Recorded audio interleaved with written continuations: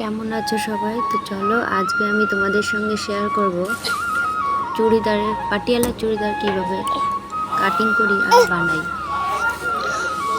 তো চলো দেখা যাক।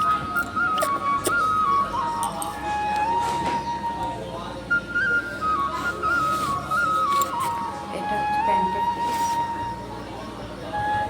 এটা প্যান্টের বেল্ট বানাবো।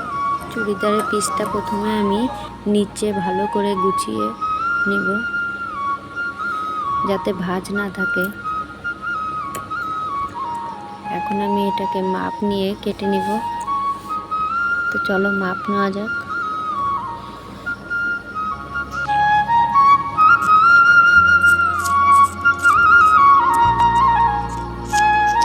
মাপ নেওয়া কাটা সব হয়ে গেছে। এখন আমরা এটাকে সেলাই করতে চলে এলাম সেলাই করতে। এটা হলো পায়ের ঘের,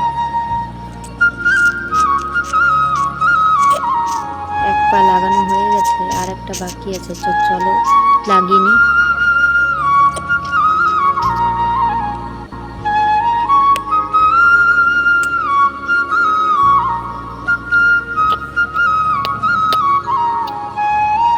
আমার লাগানো কমপ্লিট হয়ে গেছে।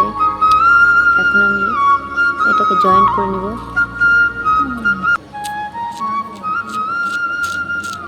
আর এই বাড়তি অংশটুকুকে কেটে দিব।